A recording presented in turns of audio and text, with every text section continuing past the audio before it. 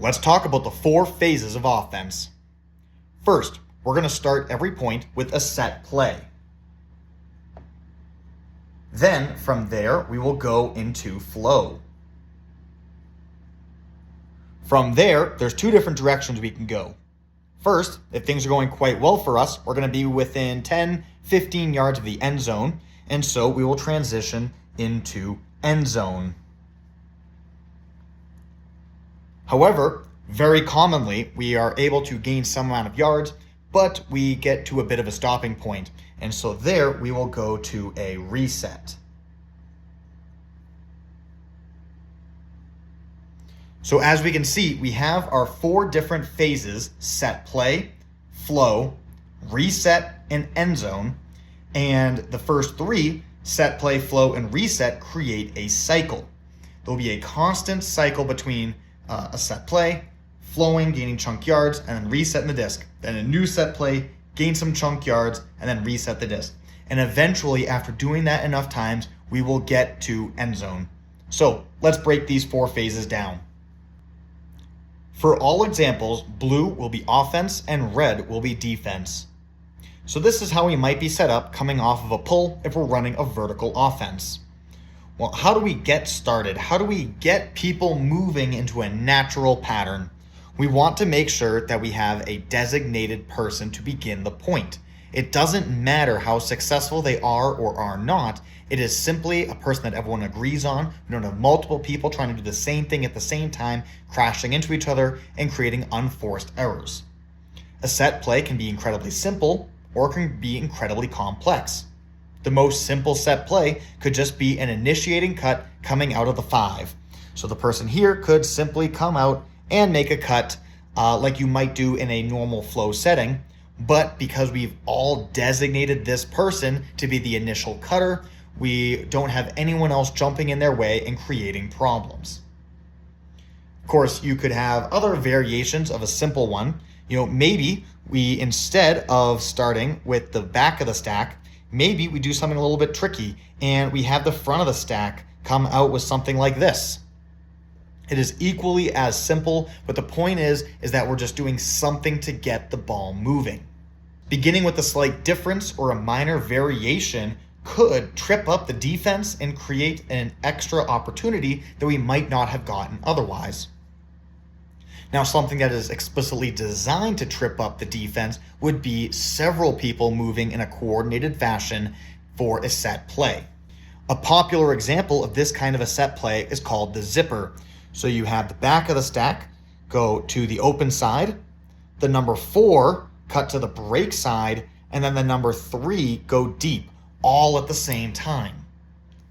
Our primary best aspirational look would be to hit that deep shot to the 3. We might be hoping that this guy is going to be playing a little bit underneath and would be unprepared to catch up to his man who is running deep. And we can try and gain tons of free yards this way. There are thousands of ideas out there and you can come up with anything you want, but this is a popular example. Similarly, in a horizontal stack, any one of these people could be designated as the set play. So in a normal flow setting, you might have this guy cut first and we can still do the same. So long as they know they are the first cut, they can move with confidence as soon as the disc is tapped in. But of course, you could have any other person be that set play straight from the start. And in a similar way, you can have several people moving at the same time in a coordinated, in a peculiar fashion to create an opportunity. A common one for the H-stack would be called the sweep play, where you have both of the middle people initiate by going deep, and then the break side wing sweeps across the field to catch that opening pass. Look to your captains to make the call for what your set play should be at the start of a point. After the set play, we have shaken up the defense a little bit, we've gotten a little bit of motion, and the next phase of offense is flow. The purpose of flow is to gain chunk yards. We are simply trying to move the disc down the field, getting closer and closer to scoring a point. So let's say that we had a pretty simple opening and we just initiated coming out of the back of the stack. And they catch that disc. Well, now the whole stack will shift up and the new back of the stack will make a cut in. And we're going to have a very simple circular looking offense. So someone cuts from the back and they come in. The whole stack shifts up. This handler will sweep across. This handler will come to the front. So we have just a big old circle going here. No one is getting in each other's way. And every time that we do one successful forward pass, one rotation, we gain 5 to 10 yards. Do this enough times and we'll soon be all the way to the end zone. The exact same logic applies to the horizontal offense. Let's say that our set play came from the break side popper. So they sweep across and they catch the disc right here. Now, a simple version of flow would be to have these people initiate by going out as they create that distance between themselves and the disc, and then cut in.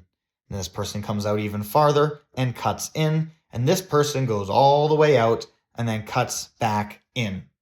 And so, 1, 2, big 1, and 3. Gaining about 10 yards every single time, and we will get so much closer to the end zone.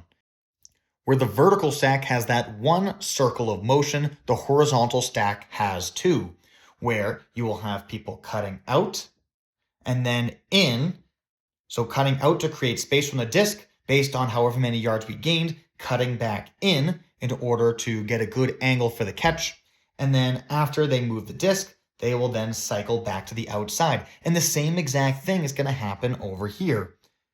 Out, in for the disc, and then cycling away. So we have 2 separate cycles of people. Once again, no one is getting in each other's way, and we have that permanent flow. Every time we do a cycle, we're going to gain 5 to 10 yards and move the disc downfield. Eventually, in the process of the flow offense, we will run into a hiccup.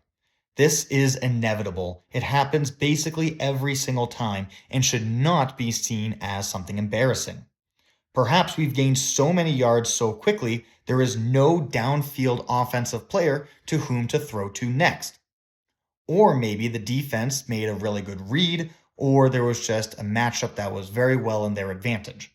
Regardless of why, we will eventually have the need to reset, and that is where this back person is activated. In a reset, the goal is to give all of the downfield defenders time to set up in a nice and clean manner, and we want to just do something a little bit different with the disc.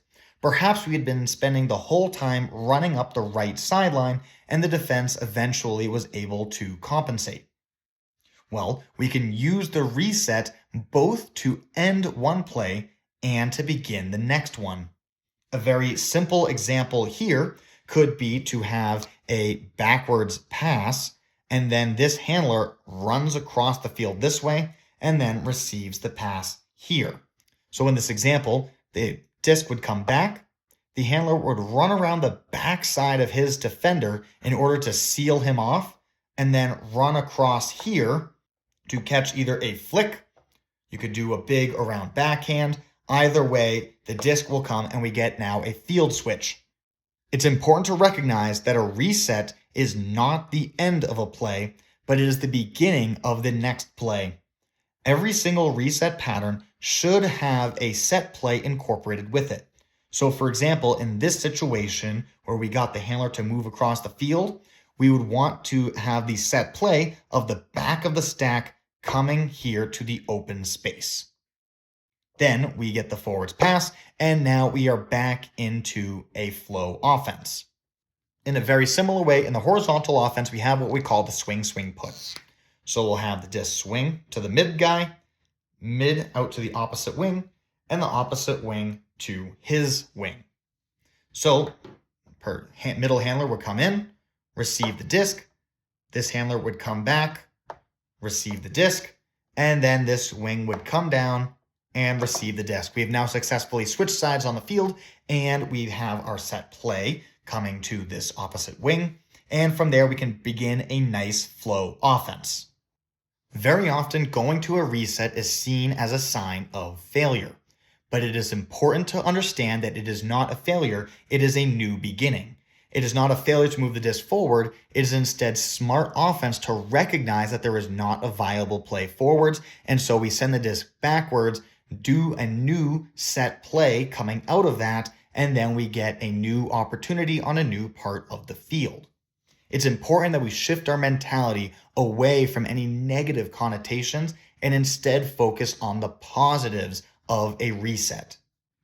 Great resets win games. If the defense is all shifted to one side of the field and we get a great reset to the opposite side, we will score.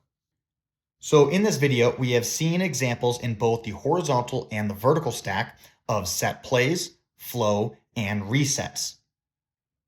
So we focused a lot here on these three phases of offense. But what about the fourth phase of offense, end zone? We'll go into the end zone more thoroughly in another video, but for the purpose of this video, recognize that over the course of your flow offense, we need to be constantly aware of when we need to leave flow offense. It's a different state of mind if we're in flow offense versus end zone versus reset. So while it is very exciting to constantly be in flow, we must always be aware of our surroundings, aware of what's happening next, aware of our field position, and be ready at any time to stop that crazy downfield progression and instead play more smart. The team must together be aware of what our current phase of offense is in, so that way we are all on the same mentality of what we're trying to accomplish in that moment. And things can change moment to moment. We'll be in set play for 1 to 2 seconds, flow for 10, 20 seconds, reset for 5 seconds, another 2-second set play, 10 seconds of flow, and then 5 seconds of end zone. And that could be a whole point. But we're constantly, moment to moment, changing what our goals are in that moment, and then we eventually will score.